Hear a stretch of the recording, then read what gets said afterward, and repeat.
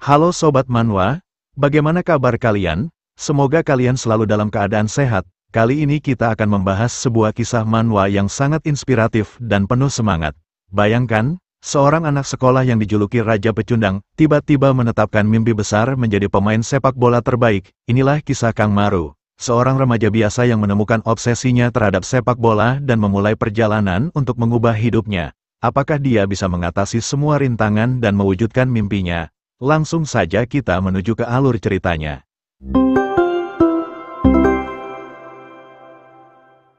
Seorang pria menatap teman-temannya dari kejauhan yang terlihat sangat bahagia sambil membawa sebuah bola. Ia mengungkapkan bahwa sedari kecil ia memang selalu tidak bisa bergaul. Anak gendut seperti dirinya dianggap sebagai pecundang yang doyan makan atau semacamnya di mata anak-anak lainnya.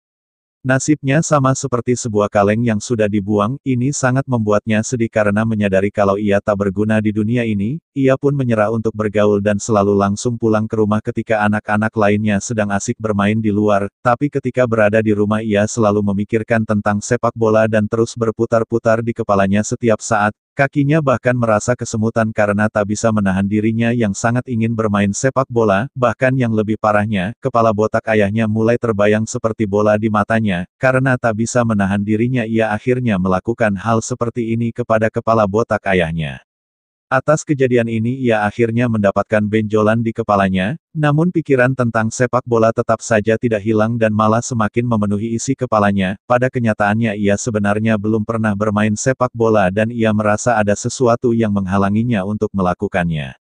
Karena sepak bola benar-benar telah membuatnya gila, ia akhirnya pergi ke lapangan tempat anak-anak biasanya bermain. Ia terus mengintip selama beberapa hari di sudut gawang berharap anak-anak lainnya akan mengajaknya bermain. Entah merasa muak atau kasihan melihatnya setiap hari mengintip di tiang gawang, anak-anak lainnya akhirnya mulai mengajaknya bermain, di mana ini membuatnya sangat senang dan bersemangat, meski hanya dijadikan sebagai tukang pungut bola namun ini sangat membuatnya bahagia. Ia merasa senang kalau ia diperintahkan untuk melakukan sesuatu karena itu artinya ia sedikit berguna. Ia bekerja keras melakukan perannya sebagai tukang pungut bola dengan penuh semangat. Anak-anak lainnya menjadi sangat senang dengan kehadirannya karena mereka lebih bisa bersantai dan hanya perlu bermain. Ia terus melakukan hal seperti ini, berlari ke sana kemari mengambil bola yang membuat staminanya perlahan meningkat. Anak-anak lainnya pun semakin senang karena ia semakin cepat memberikan bola kepada mereka. Suatu hari, ia benar-benar tidak tahu tentang perasaan ayahnya, tapi ayahnya membelikannya sebuah bola yang membuatnya benar-benar merasa sangat senang dan memeluk erat ayahnya. Karena ia telah memiliki bola sendiri, ia akhirnya memutuskan berhenti menjadi tukang pungut bola dan mengucapkan kata perpisahan dengan anak-anak lainnya. Ia pun mulai berlatih sendiri berharap suatu hari nanti ia bisa ikut bermain dengan yang lainnya. Setiap hari ia berlatih dengan keras, mulai dari dasar-dasar sepak bola hingga cara mendribel bola dengan baik. Ia juga melatih staminanya berlari selama beberapa jam setiap hari sambil membawa beban. Ia juga belajar cara menendang seperti yang dilakukan seorang pemain profesional yang ia lihat di TV. Ia membuat kotak di sudut tembok yang akan menjadi targetnya. Di percobaan pertamanya ia mengatur postur tubuhnya dengan baik dan melepaskan tembakan kuat. Namun sayangnya bola itu memantul jauh dari targetnya dan malah berakhir mengenai wajahnya dengan keras. Meski begitu ini adalah momen yang sangat membahagiakan dalam hidupnya karena ia tidak pernah sefokus ini dalam melakukan sesuatu. Ini adalah sesuatu yang sangat mendebarkan dan juga menyenangkan yang sulit untuk dijelaskan. Karena hal inilah ia tidak menyerah dan terus mencoba setiap hari mengincar target yang sama. Ia terus menendang bolanya setiap waktu dan perlahan akurasinya semakin meningkat mendekati titik sasarannya. Dan setelah berlatih dengan keras setiap hari dan menghabiskan waktunya hanya bermain sepak bola, levelnya akhirnya meningkat menjadi tukang ambil bola super di sekolahnya. Namanya adalah Kang Maru. Ia saat ini menjadi tukang ambil bola super di sekolah menengah Haja. Di sekolah ini ia ditandai sebagai anak yang baik dan ia telah menjadi babu selama 5 tahun. Ia sebenarnya enggan diperintah oleh murid lainnya, namun ia tak punya pilihan lain karena ingin merasakan memiliki sebuah teman, dan juga mereka adalah anak-anak yang suka bermain sepak bola. Kang Maru mengungkapkan bahwa ia sebenarnya sangat ingin ikut dalam klub sepak bola di sekolah ini, tapi sayangnya hanya murid-murid yang bermain sepak bola elit yang bisa mengikuti tesnya. Di waktu yang bersamaan sebuah bola nyasar tiba-tiba saja datang entah dari mana mengenai kepala Kang Maru. Tak jauh dari tempat itu ternyata ada 2 orang yang sedang bermain sepak bola dan tak sengaja mengenai Kang Maru. Diketahui kalau mereka berdua adalah orang dari klub sepak bola di sekolah ini, orang ini adalah kapten klub bernama Jong Sanwon, ia meminta rekannya untuk meminta maaf karena secara tak sengaja telah menendang bola mengenai Kang Maru. Orang ini bernama Sung Siwo, ia meninggikan suaranya meminta maaf dan meminta Kang Maru untuk menendang bolanya kembali padanya. Karena sepak bola adalah hidupnya, Kang Maru melakukannya tanpa ragu dan mengejar bola yang menggelinding cepat di jalanan, namun karena jalannya menurun membuat bola itu menggelinding semakin cepat di mana ini membuat Kang Maru harus berlari lebih cepat juga sambil membawa barang bawaan, bola itu menuju ke arah pembangunan jalan di mana terdapat banyak rintangan di sana, di sisi jalan ada sebuah lubang besar bekas galian yang membuat Kang Maru harus mendribel bolanya agar jangan sampai masuk ke dalam lubang. Kang Maru melakukannya dengan baik mendribel bola dengan kecepatan tinggi melewati setiap rintangan yang ada di hadapannya sambil mengamankan barang bawaannya. Mereka berdua yang melihatnya merasa cukup kagum dengan pergerakan cepat Kang Maru menghindari setiap rintangan. Namun kali ini rintangan Kang Maru semakin besar di mana terdapat lubang besar tepat di hadapannya dan saat ini bola itu sedang menuju ke sana. Di situasi ini Kang Maru membayangkan nasibnya jika sampai bola itu terjatuh ke dalam lubang besar itu, bisa-bisa ia juga akan dilempar masuk ke dalam lubang jika sampai kehilangan bolanya. Dengan cepat Kang Maru melebarkan langkahnya dan menambah kecepatannya mengejar bola itu sebelum jatuh ke dalam lubang. Dengan latihan yang selama ini ia jalani ia berhasil menjangkau bola itu dan langsung menendangnya sambil memutar, bola itu memantul di papan pengumuman sesuai yang diharapkannya di mana saat ini Kang Mosan sudah siap menunggu bola itu datang kepadanya. Bola itu melintas di atasnya di mana Kang Maru dengan cepat melompat bersiap melakukan tendangan di udara. Mereka semua yang melihatnya terpaku menantikan aksi yang akan dilakukan Kang Maru selanjutnya. Tendangan keras bersiap dilancarkan Kang Maru di mana postur dan posisinya terlihat sangat presisi. Sung Siwo yang melihatnya merasa berdebar dengan mata yang terbuka lebar melihat aksi Kang Maru. Namun aksi keren Kang Maru seketika sirna di mana bola yang ditendangnya malah mengenai batang pohon dan langsung memantul kembali mengenai wajahnya. Kang Maru merasa kesal dan bertanya-tanya mengapa ia selalu berakhir seperti ini. Dengan cepat tiga trio langsung menghampiri Kang Maru, bukan karena mengkhawatirkan Kang Maru tapi karena barang-barang mereka yang dijatuhkan oleh Kang Maru, mereka mengumpat dan memarahi Kang Maru karena takut HP mereka menjadi rusak. Salah satu dari mereka langsung mengangkat tangannya bersiap memberi Kang Maru pelajaran, namun dari belakang sebuah bola langsung mengenai kepalanya dengan cukup keras yang membuatnya langsung pingsan dan tak sadarkan diri. Sung Siwo kemudian muncul dan mengulurkan tangannya membantu Kang Maru sambil meminta Kang Maru untuk datang ke klub sepak bola untuk mengikuti tes. Mendengarnya Kang Maru malah menangis dan menanyakan apa maksud perkataan Sung Siwo. Sung Siwo dengan ramah menanyakan apakah Kang Maru ingin bergabung dengan klub sepak bola di sekolah ini. Sambil meraih tangan Sung Siwo, Kang Maru dengan terseduh-seduh langsung mengiyakannya dan mengatakan bahwa ia sangat ingin bergabung.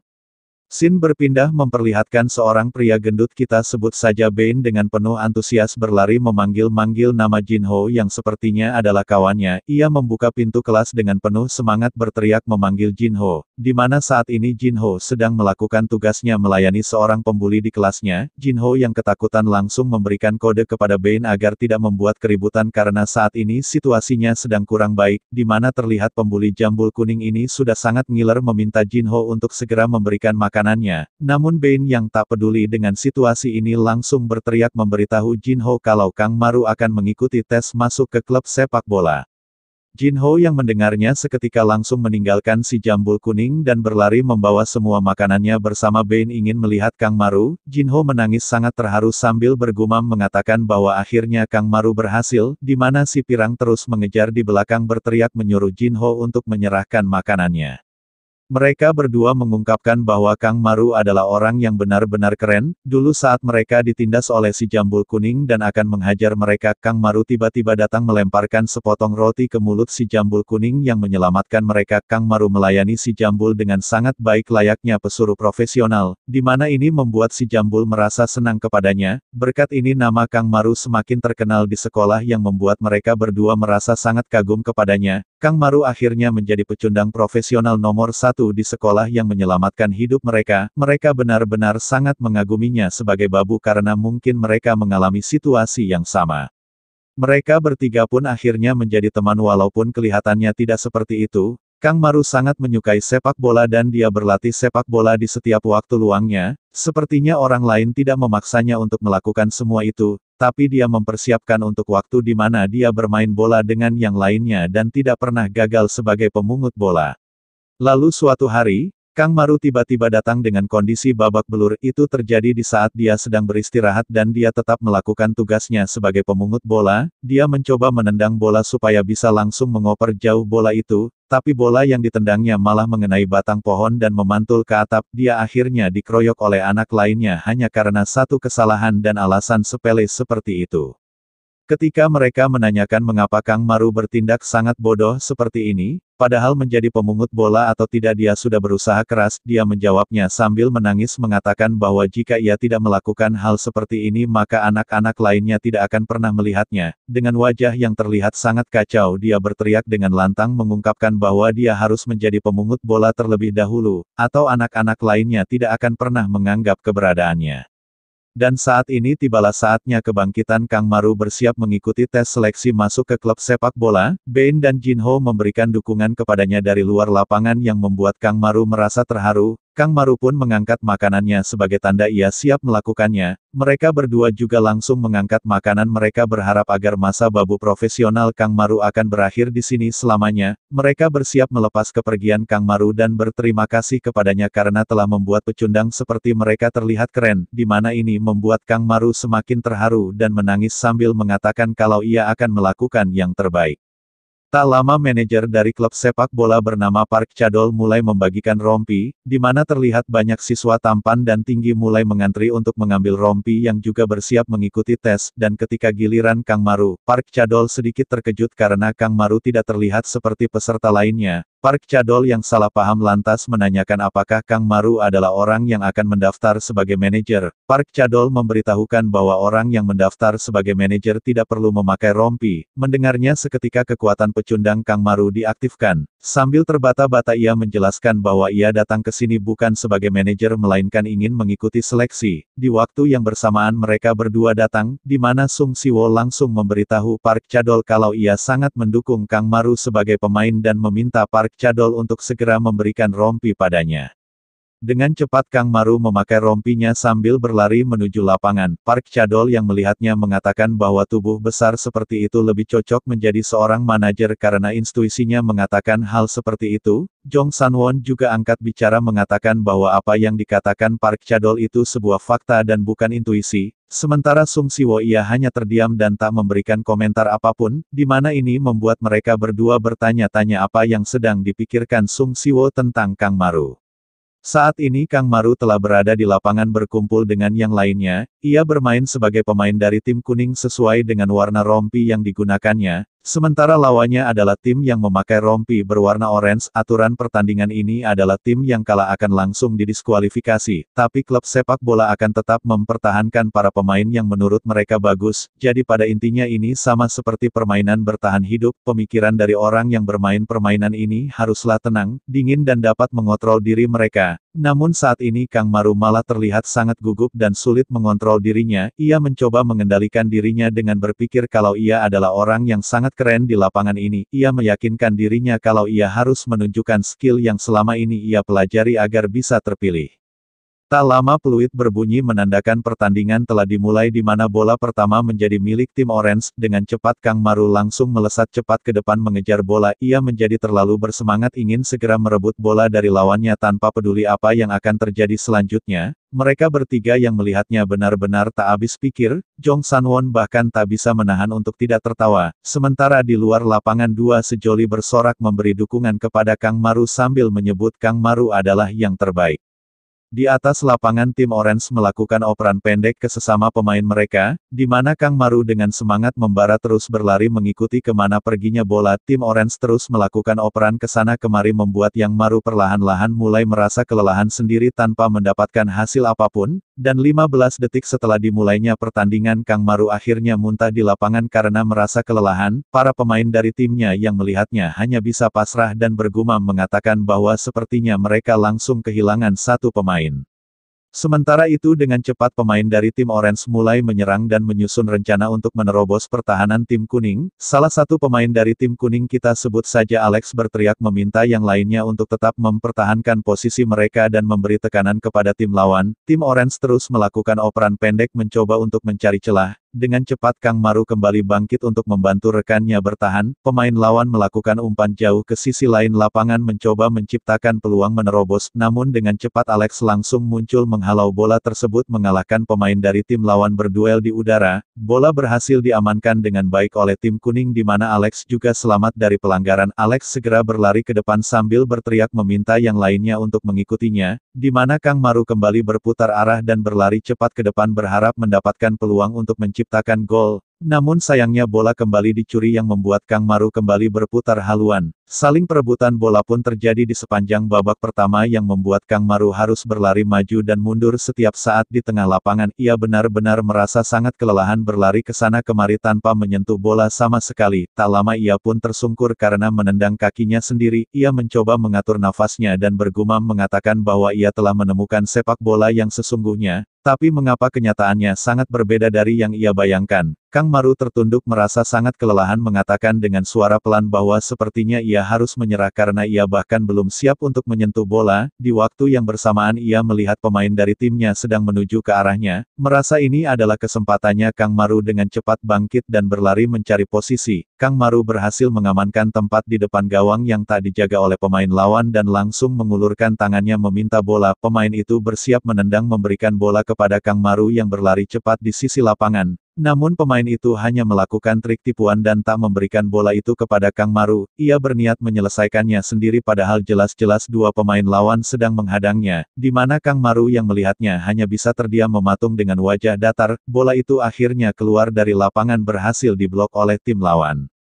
Melihat kejadian barusan dua sejoli benar-benar merasa kesal karena padahal Kang Maru sudah mendapatkan posisi yang bagus namun pemain itu tak memberikan bola padanya. Ben mengungkapkan bahwa itu tadi sebenarnya bukan murni kesempatan bagus bagi Kang Maru. Kang Maru sebenarnya sengaja dibiarkan tanpa penjagaan karena mungkin tim lawan tidak menganggapnya sebagai ancaman yang berarti. Dengan kata lain saat ini rekan timnya ataupun lawannya mereka benar-benar mengabaikan keberadaan Kang Maru di lapangan. Ben mengatakan bahwa jadi satu-satunya yang bisa dilakukan Kang Maru saat ini adalah mendapatkan kepercayaan terlebih dahulu dari rekan timnya.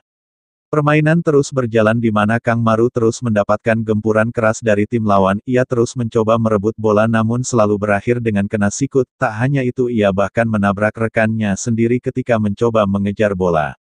Dengan hidung yang berdarah Kang Maru mulai merenung mengatakan bahwa sepertinya dari awal ia memang tidak berguna. Dari dulu memang tidak ada yang mau dengan orang sepertinya. Tapi ia enggan mengakuinya karena jika ia mengakuinya maka ia akan benar-benar merasa memang tidak berguna. Itulah mengapa ia selalu berusaha keras untuk segalanya menjadi pemungut bola dan menjadi pesuruh para pembuli. Itu semua ia lakukan agar ia bisa bermain bola.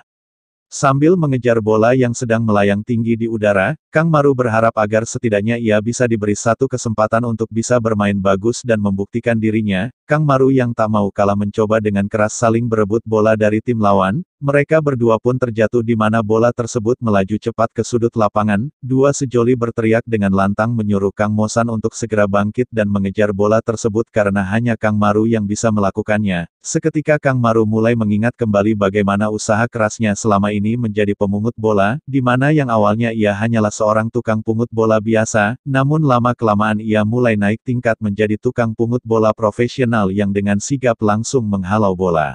Dengan cepat Kang Maru pun bangkit dan mengejar bola yang sebentar lagi akan keluar dari lapangan. Ia mengerahkan dan mencurahkan seluruh kekuatannya mengejar bola tersebut berlari tanpa ragu sedikit pun. Tepat saat bola berada di atas garis dan sebentar lagi akan keluar Kang Mosan langsung muncul menghadang bola tersebut dengan lompatan panjangnya. Kang Maru berhasil mengamankan bola tersebut dan dengan cepat mendribel bola ke depan. Sung Siwo yang melihat aksi Kang Maru barusan tersenyum tipis merasa kagum dengan penampilan Kang Maru. Dua sejoli bahkan sampai meneteskan air mata saking terharunya sambil mengatakan bahwa Kang Maru memang adalah bajingan terbaik yang tidak terduga. Namun tak berhenti sampai di situ, dua pemain lawan dengan cepat langsung mengepung Kang Maru mencoba merebut bola. Di situasi ini Kang Maru merasa gugup di mana dua sejoli terus berteriak padanya untuk segera melakukan keputusan. Sontak Kang Maru langsung menendang bola dengan santai ke depan padahal tak ada orang di sana, di mana ini membuat dua tim lawan yang menjaganya bertanya-tanya apa yang dilakukan orang ini. Namun dengan cepat Alex langsung muncul dari belakang dan mengejar bola tersebut seolah-olah Kang Maru tahu kalau Alex akan muncul. Jong Sanwon yang melihatnya dibuat tercengang dan bertanya-tanya bagaimana pria gendut itu melakukannya padahal jelas-jelas dia tidak punya waktu untuk melihat rekannya di belakang. Sementara Sung Siwo ia hanya tersenyum seolah-olah sudah tahu tentang bakat yang dimiliki Kang Maru. Namun, dengan cepat Alex langsung dikepung oleh dua pemain lawan, di mana terlihat Kang Maru dengan cepat melesat mencari posisi, melihat Kang Maru yang tanpa penjagaan Alex langsung memberikan bola padanya, namun dugaan Alex salah karena dari belakang dua pemain lawan langsung mengepung Kang Maru dengan cepat memutar kepalanya ke sana kemari untuk melihat situasi di sekitarnya. Kang Maru mengungkapkan bahwa ini adalah teknik yang ia latih untuk menghindari bahaya yang sedang mengintainya di kelas. Dengan melakukan teknik ini ia bisa tahu waktu dan kapan para pembuli akan mulai mengamuk, jadi ia akan langsung menyediakan semua keperluan mereka sebelum ia dalam bahaya. Ia sudah melakukan teknik ini dalam waktu yang lama, ia selalu mengamati dan mencari informasi tentang minat orang lain. Teknik ini tidak akan bisa terlihat oleh orang biasa dan hanya pecundang nomor satu seperti dirinya lah yang bisa melakukannya. Dengan menggerakkan kepalanya dengan cepat seperti ini Kang Maru bisa melihat kalau ada tiga rekan setimnya di belakangnya. Kang Maru pun maju seolah-olah akan menyambut bola, namun setelah itu ia membiarkan bola itu melewati kedua kakinya, di mana ini membuat pemain lawan terkejut dan tak menyangka kalau Kang Maru akan melakukan hal seperti itu. Rekan setimnya yang berada di belakang langsung menyambut bola tersebut dan merasa terkejut bertanya-tanya apakah orang bodoh ini memang melihatnya berada di belakang. Sung Siwo yang melihatnya kembali dibuat kagum dan tak menyangka kalau Kang Maru akan memberinya banyak kejutan. Tak berhenti sampai di situ Kang Maru dengan cepat menyelinap di belakang lawannya mencari posisi. Melihat Kang Maru yang berada di depan tanpa penjagaan rekannya langsung melakukan operan 1-2 dengan cepat, Kang Maru berhasil mengamankan bola dengan kontrol yang sangat baik. Setelah itu ia melesat ke depan berhadapan 1 lawan 1 dengan penjaga gawang. Jantung Kang Maru berdebar sangat kencang merasa gugup tak menyangka kalau ia akan sampai di depan gawang. Saking gugupnya ia bahkan mulai melihat penjaga gawang sebagai monster yang menyeramkan yang tak mungkin bisa ia tembus. Ia bertanya-tanya apa yang harus ia lakukan di situasi ini. Apakah ia langsung menembak saja dan berharap agar bolanya bisa masuk? Ia menatap bola di kakinya dengan penuh keraguan merasa tak sanggup melakukannya. Ia sangat ingin melarikan diri dari situasi ini karena ini benar-benar membuatnya sangat gugup. Ia mencoba meyakinkan dirinya bahwa ia hanya perlu melakukan tembakan seperti yang ia latih selama ini. Ia harus mengingat perasaan itu dan melakukan tembakan pertamanya ke gawang lawan. Perlahan Kang Maru pun mulai tenang dan mengayunkan kaki kuatnya secara tenang dan presisi ke arah tengah bola. Ia merasa percaya diri kalau ia bisa melakukannya karena perasaan ini sama seperti saat ia latihan menembak. Namun harapan itu seketika sirna di mana ujung kaki Kang Maru malah menendang tanah yang membuatnya langsung terjatuh mencium tanah air. Bola itu menggelinding pelan ke arah penjaga gawang yang berhasil diamankan dengan sangat baik. Sontak tanpa sadar Sung Siwo berteriak menyebut Kang Maru bocah goblok, di mana mereka berdua langsung melirik dan bertanya-tanya ada apa dengan bajingan sok keren ini. Dengan cepat Sung Siwo kembali bertingkah sok cool sambil mengatakan bahwa ia hanya belajar berakting di depan anggota baru.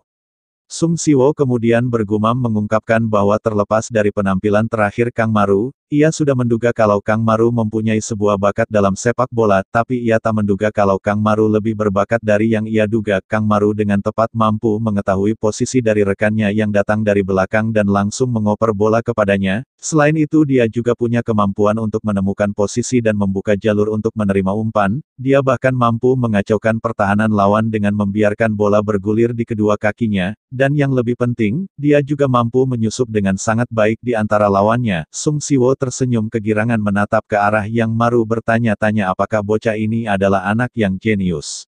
Nah, sekian dulu pembahasan cerita kali ini. Perjalanan Kang Maru masih jauh, dan banyak hal yang akan terjadi dalam hidupnya. Apakah ia akan mencapai impiannya? Temukan jawabannya di kelanjutan cerita berikutnya. Jangan lupa untuk like, komen, dan subscribe agar kalian tidak ketinggalan kisah seru berikutnya. Sampai jumpa di video berikutnya.